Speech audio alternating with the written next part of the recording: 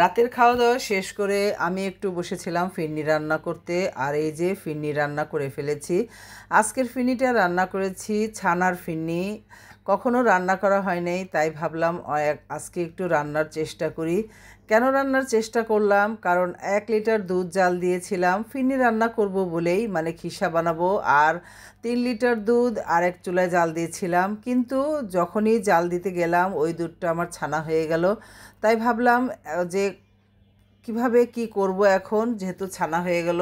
আবার মনে মনে একটু খুশিও হয়ে গেলাম, যাক কখনো তো ছানার মিষ্টি বানানো হয় নাই, আর এইবার বুঝি এই ছানা দিয়ে ছানার ফিরনি বানাবো। যাক, আর এই যে ছানার ফিরনি রান্না করে ফেললাম।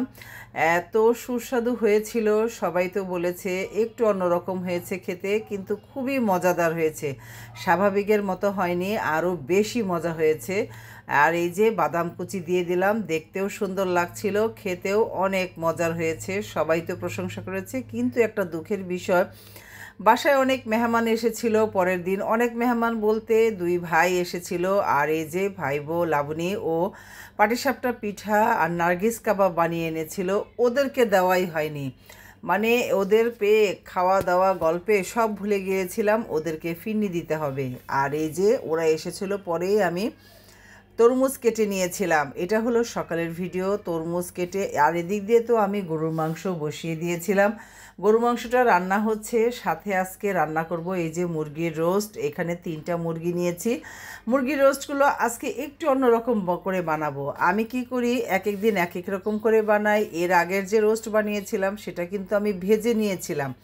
আর আজকের রোস্টটা আমি এই যে এইভাবে হলুদ লবণ মেখে রেখে দিলাম। আর এই যে কড়াইতে রোস্ট রান্না করব, সেখানে আমি আগে পেঁয়াজ বেরেস্তা করে নিচ্ছি। পেঁয়াজ বেরেস্তা করে পেঁয়াজটা উঠিয়ে আর ওই তেলের ভিতরেই মাংসগুলো আমি ছেড়ে দিলাম। বেশিক্ষণ ভাজবো না, একটু মানে 2 থেকে 3 মিনিট একটু নাড়াচাড়া করব শুধু।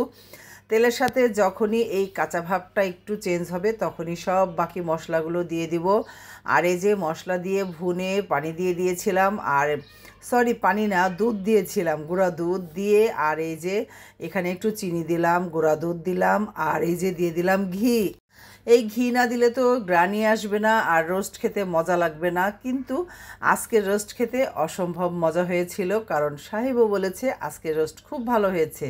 আর ওই যে পেঁয়াজ বেরেস্তা আর কাঁচামরিচ দিয়ে এখন আমার রোস্ট রান্না শেষ। সবাই কমেন্টে অবশ্যই জানাবেন আজকের রোস্টটা আমার কেমন হয়েছে। আর এদিক দিয়ে আমার গরুর মাংস হয়ে গেছে, পেঁয়াজ বেরেস্তা দিয়ে দিয়েছি, এখন নামিয়ে নেব। ভালো থাকবেন সবাই, আল্লাহ হাফেজ। আজকের ভিডিওটা কেমন হয়েছে অবশ্যই কিন্তু একটা কমেন্ট করে যাবেন, আমাকে জানাবেন যে কেমন হলো রান্না।